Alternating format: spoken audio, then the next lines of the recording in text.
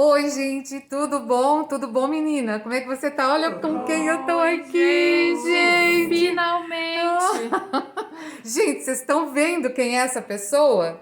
Oi, gente, eu sou a Ah. Camila, sou filha da Bel, eu sou arquiteta de formação, eu já estudei um pouco de fotografia, eu sou designer de moda também, então eu falo que eu sou a abelhinha abelhuda que gosta de design em várias áreas. Essa abelha abelhudinha vai te ensinar a gente sobre o quê, Camila? Sobre Eu cores, vou falar sobre coisa da cores. nossa vida, gente, a nossa vida. Então fica com a gente nesse vídeo, que nesse vídeo você vai falar o quê, filha? Nesse primeiro, a gente vai falar sobre fisiologia da cor, vamos falar também da luz e da nossa percepção da cor, o que interfere na nossa percepção da cor, ok? Então fica com a Então, gente. fica que já já você vai ver a aula dela maravilhosa e você vai entender tudinho sobre cor. Não é qualquer aulinha sobre cor, não, viu, gente? É um aulão sobre cor. Então, até já já, fica com a gente. Até, gente.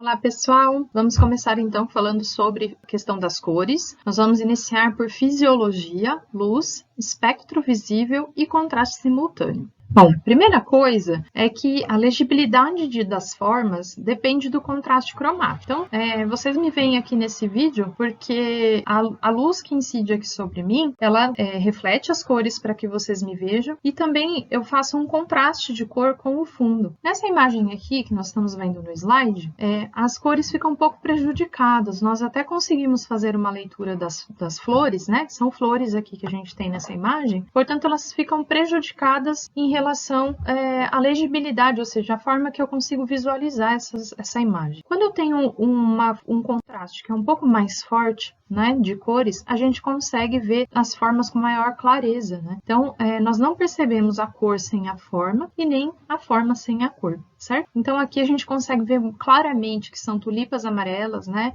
sob um céu bastante azul, e a gente consegue ver os caules da flor porque existe um contraste de cores, ou seja, as cores elas estão diferentes uma das outras e aí, por conta disso a gente consegue entender a forma das coisas.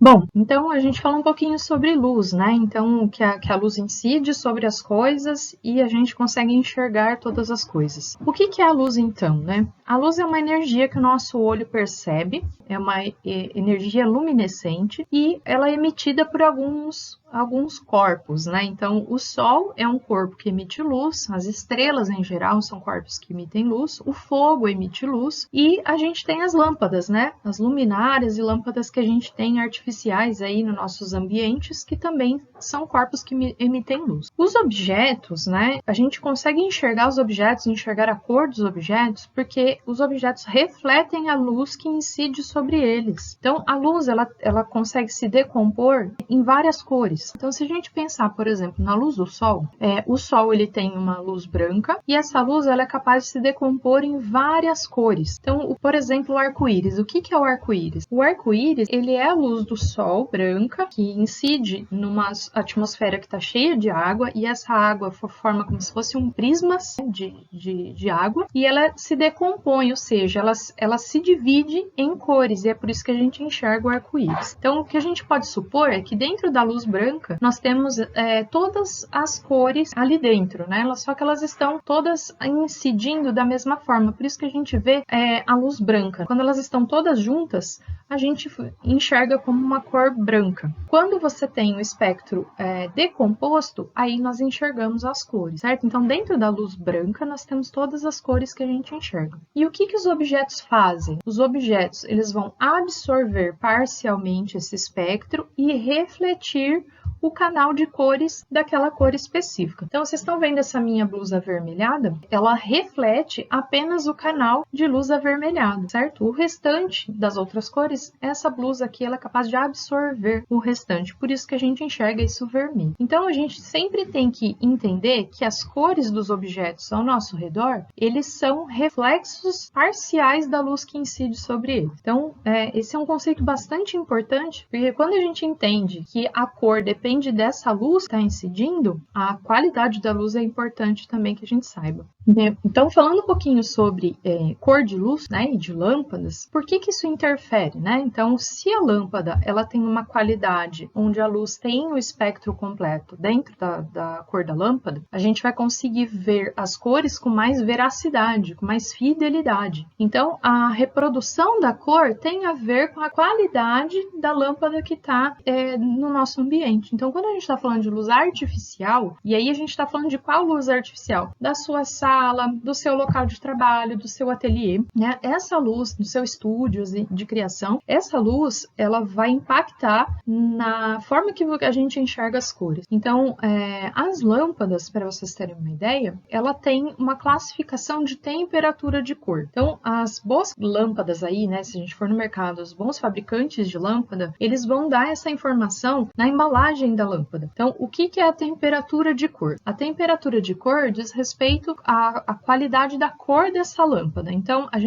vocês já devem ter percebido que no mercado existem lâmpadas que são mais amareladas, lâmpadas que são mais brancas e lâmpadas que elas vão ganhando um tom azulado. Essas temperaturas de cor, elas vão impactar em como a gente enxerga a cor abaixo delas, né? Então, se eu tenho uma lâmpada que o espectro dela é amarelado, que ela perde o espectro azul, a gente vai ter dificuldade para enxergar cores azuis embaixo dessa lâmpada. Da mesma forma, as cores que têm verde, que têm amarelo, embaixo da lâmpada azul, ela também vai sofrer uma distorção de cor, né? Então, a gente tem que tomar cuidado com qual é a qualidade da lâmpada que está no ambiente para que a gente enxergue as cores com fidelidade. Para ter uma ideia, a lâmpada que tem uma boa qualidade, que ela vai ter um espectro neutro aí, uma temperatura neutra para a gente lidar com questões de cor, é a lâmpada de 4000 Kelvin. Essa escala é dada em graus de temperatura mesmo. Então, a lâmpada de 4000 ela é uma lâmpada excelente para que a gente veja as cores como elas realmente são. Para pessoas que trabalham com cor, né? Então, maquiadores, pintores, né? Artesãos, é sempre importante você ter esse conhecimento para que você saiba que a cor pode se alterar dependendo da fonte de luz que você tem. Então, se atentem sempre à reprodução de cor, que ele é um índice que vem na embalagem da sua lâmpada, né? Que é chamado índice de reprodução de cor. Ele é dado em porcentagem. Então, as boas lâmpadas vão ter índice de reprodução de cor acima de 90%. E as lâmpadas com temperatura de cor aí na casa dos 4000 Kelvin. Lâmpadas com 3000 Kelvin vão ser muito amareladas e lâmpadas de 5 ou 6000 Kelvin vão ser lâmpadas muito azuladas, tá certo? Uma outra questão que eu gosto de colocar aqui para a gente falar sobre a questão da cor é para a gente entender como que o nosso equipamento óptico entende a cor. Dentro do nosso olho, nós temos um equipamento bastante sofisticado que faz a gente enxergar a cor e levar para o nosso cérebro a informação de cor que a gente está vendo. Então, nosso olho, o que ele é? Ele tem um equipamento que fisicamente é chamado de câmera obscura. O que é a câmera obscura? É um equipamento ali, né? Um compartimento fechado, lacrado de luz, onde você vai ter um único orifício por onde entra a iluminação e a leitura aí de formas. No nosso caso, a nossa abertura é a nossa pupila. A pupila, ela controla a entrada de luz no nosso olho. Vocês já devem ter percebido, né? Quando eu estou num ambiente muito escuro, a minha pupila ela abre bastante para que se capte ali o mínimo de luz, né? Então, a nossa pupila dilata. Quando eu vou para um ambiente muito claro, a nossa pupila, para proteger nossos sensores de luz, ela fecha ali e deixa apenas entrar um pouquinho de luz, porque existe abundância de luz no ambiente.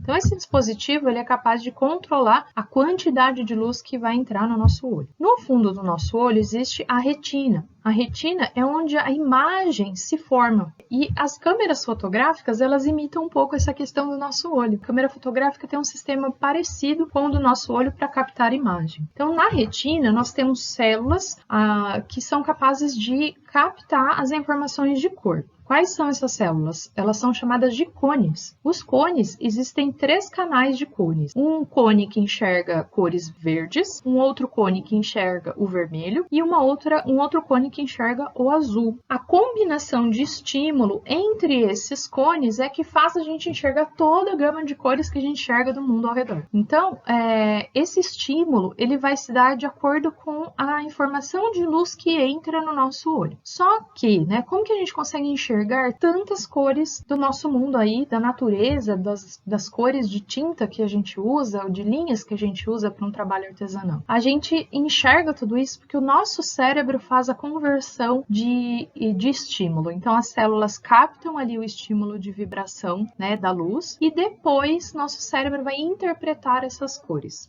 Bem, vamos falar um pouquinho agora dos sistemas de gerenciamento de cores. Nós temos dois tipos, o RGB, que é o Red, Green e Blue, o vermelho, verde e azul, certo? Que estão relacionados à cor da luz. Esse sistema, ele é utilizado em objetos que emitem luz ao nosso redor. Então, por exemplo, as telas de computadores, telas de celulares, todas essas telas que hoje a gente está envolvido no nosso trabalho, nos nossos afazeres, até no nosso lazer, essas telas utilizam bastante o sistema RGB. Por quê? Nos pixels da tela, se a gente pudesse ter um microscópio ou uma lente de aumento potente, para olhar de perto essas telas, a gente veria que ela é composta exatamente de pixels de luz, exatamente nessas cores, verde, vermelho e azul. A combinação desses três canais, ele é capaz de formar qualquer cor que a gente consiga ver na nossa TV. Hoje a gente vê filmes multicoloridos, com muitas informações de cor. O sistema RGB é quem faz esse gerenciamento da luz, tá certo? Então, se a gente pegar lá uma lente de aumento e aproximar da tela do celular ou da tela da nossa TV, a gente vai ver que os pixels têm exatamente essa cor. A combinação deles é que faz todas as cores acontecerem. E nós temos um segundo sistema de gerenciamento de cores, que são as cores de pigmentos, de tintas. E nesse caso, as cores primárias para as tintas são o amarelo, magenta e o cian, que é essa cor de azul celeste. Na escola, a gente aprendeu que os pigmentos primários eram o vermelho, o amarelo e o azul. Isso está errado? Não está errado. A gente assistia isso na aula de artística, né? A gente sempre fazia essa mistura de tintas na aula de educação artística. E esses pigmentos na aula de artística, eles são os pigmentos primários do artista, que eram os pigmentos disponíveis, eram os pigmentos que existiam antigamente. Então, como a gente está estudando educação artística, os pigmentos primários são os pigmentos do artista. Mas, cientificamente falando, fisicamente falando, os pigmentos que são primários são magenta, amarelo e o cian. Tanto é que os cartuchos da nossa impressora têm exatamente essas cores, mais o preto, que ele é capaz de dar as dimensões aí da cor, certo? Esse sistema é chamado sistema subtrativo, porque toda vez que eu falo de pigmento, nós falamos lá no início da aula que os objetos coloridos, eles absorvem parte do espectro e refletem parte do espectro. O fato dele absorver parte do espectro torna ele um sistema que absorve luz. Então, o pigmento ele absorve parcialmente a luz. Qual o pigmento que reflete toda a luz? Seriam os pigmentos dos objetos brancos. E qual o pigmento aí que absorve toda a luz? É o preto. Então, a diferença entre as cores tem a ver com quanto ela absorve, quanto ela devolve do canal colorido que incide sobre ela. Então, a luz bate, reflete, parte dela absorve, parte devolve na cor existente aí do objeto. Correto? Então, é importante entender que são sistemas diferentes. Então, o sistema de luz, ele é um, o sistema de pigmento, ele é outro. Entendendo, então, um pouquinho que existem dois sistemas de gerir cores, né? Um que é pigmento e outro que é luz, a gente consegue entender também por que algumas coisas têm defasagem de cor. Então, por exemplo, vocês já devem ter tido essa experiência também. Você tira uma foto com o seu smartphone e manda para o seu computador. E a hora que você abre no seu computador, você fala, nossa, deu uma distorção de cor. E aí você vai lá e manda para a impressora, vou imprimir a foto. Então, a hora que você imprime a foto, ela dá mais uma distorção de cor. Por que isso acontece? Porque nós temos espaços diferentes de gerir cores em cada dispositivo. Então, o nosso celular ele vai ter um gerenciamento de cor, porque ele tem uma câmera, tem uma tela específica.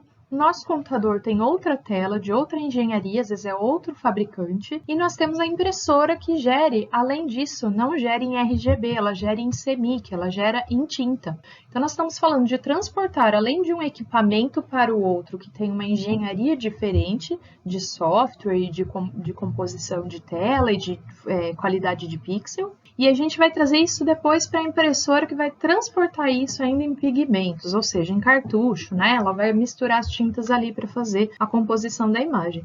Então, isso dá muita diferença entre um para o outro, né? Por quê? Porque cada um deles tem uma forma de gerir cores. Então, isso é também uma coisa importante, porque, por exemplo, Você está assistindo lá uma aula de bordado ou você está assistindo uma aula de pintura. A pessoa que está filmando aquela aula, ela está filmando com uma determinada câmera, numa determinada luz, olha lá, no ambiente. Então, olha quantos fatores a gente tem que podem impactar a sua percepção de cor. Então, por exemplo, eu estou num ambiente com uma determinada luz, que pode ser natural ou artificial, que vai ter canais de cores diferentes. Eu estou filmando com um dispositivo de um fabricante específico e você, do outro lado, está assistindo essa aula por outro dispositivo. Está lá assistindo essa aula pelo seu celular ou pelo seu computador. Então, vejam quantos agentes nós temos dentro do processo que acabam impactando a nossa percepção da cor. Então, por isso que a gente é diferente a gente enxergar uma cor ao vivo, numa luz solar com qualidade, ou numa lâmpada de qualidade, e a gente enxergar uma cor pelo dispositivo eletrônico. Então, cada dispositivo ele vai operar dentro de um espaço específico de gerenciamento de cores. Bom, e aí, né? E o nosso cérebro? O que o nosso cérebro faz nesse processo? Eu disse para vocês lá no começo da aula que o nosso cérebro ele interpreta cores por contrastes, por comparação, por entorno, né? Então, eu vou ter uma situação dessa cor sempre inserida numa envoltória. Então, eu estou aqui nesse ambiente, nessa luz específica, com este fundo e por essa tela, por essa câmera, e o nosso cérebro, ele vai sempre entender a cor dentro desse contexto. Então, o nosso cérebro está fazendo o tempo todo a leitura do que nossas células de cor estão mandando para ele. Bom, e aí eu vou falar um pouquinho para vocês dessa questão do efeito do contraste simultâneo. O que é isso? Como o nosso cérebro enxerga por comparações,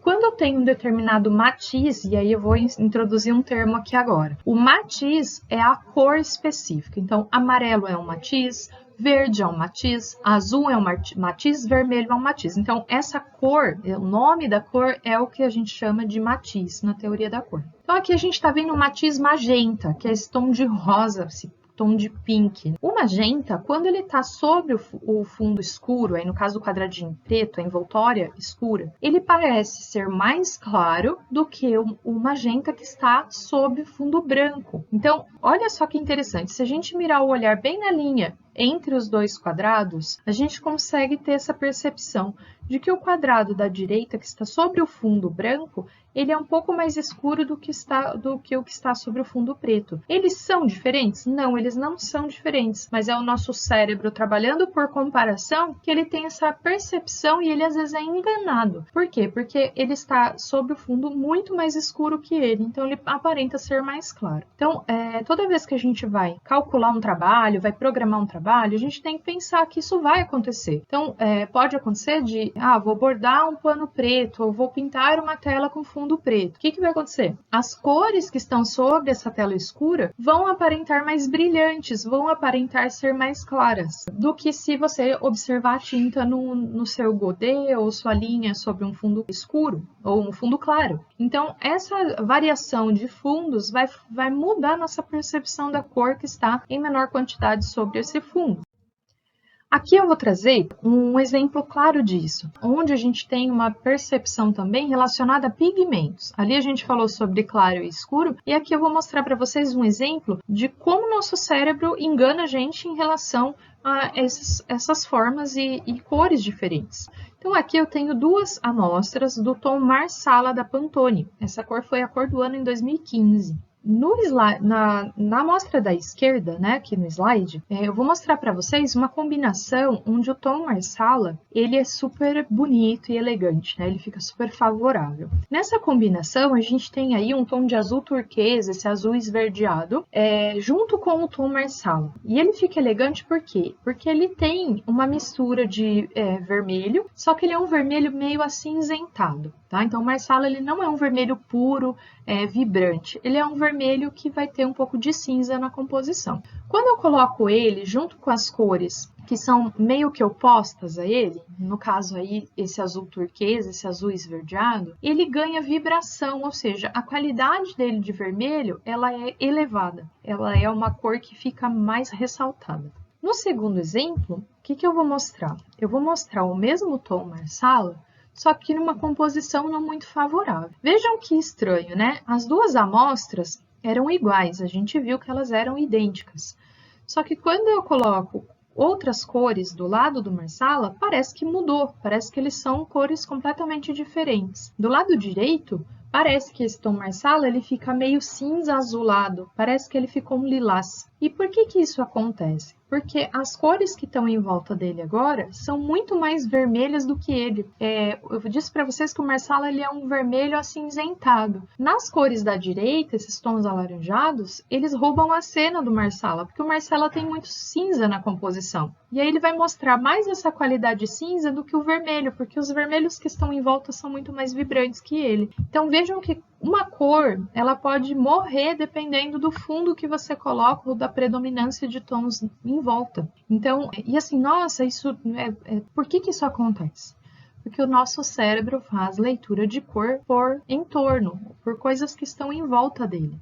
A cor não é vista de forma isolada, né? Ela sempre vai ter um contexto, ela sempre vai estar junto com outras cores. Então, vejam que estranho, né? Se eu usar uma blusa Marsala com uma calça azul turquesa, talvez fique super bonita a composição. Se eu usar o Marsala com uma calça caqui ou uma calça terrosa, pode ser que o Marsala vire um cinza. Então, essa percepção da cor, ela vai mudar muito de acordo com a envoltória de cor que a gente tem predominante. Então, vejam aqui que é claramente visto aqui nesse exemplo como que isso pode mudar, né? Então, se você vai fazer um detalhe num trabalho e você tem uma predominância de cor, isso afeta a percepção, tá certo? Então, até a próxima aula. Espero que vocês tenham gostado até aqui. Até a próxima. E aí, menina, me conta se você gostou desse vídeo. O que você acha, Camila? Pessoal, espero que vocês tenham gostado. Eu Essa também. primeira parte é um pouco pesada, porque é mais científica, embasamento, né? Mas as próximas eu acho que vocês vão aproveitar bastante. Então, não deixa de assistir as nossas próximas aulas. Isso, então o próximo vídeo é semana que vem. E olha, se você gostou do vídeo, você curte o vídeo, se inscreva no canal, compartilha, gente, pras amigas. Mostra pras amigas todo esse monte de informação, né, filha? Mostra pras amigas e pode deixar perguntas aqui embaixo, tá? Se vocês tiverem dúvida ou ficou alguma coisa meio estranha, não ficou bem explicadinha, Nos comentários, né, filha? Pode deixar aqui nos comentários, a gente responde as dúvidas, ok? Tudo, eu vou perguntar pra ela, nem sou eu que vou responder, tá bom? Vai ser ela. Vai deixar. Ó, um beijo grande, gente, obrigada. Até mais. Até.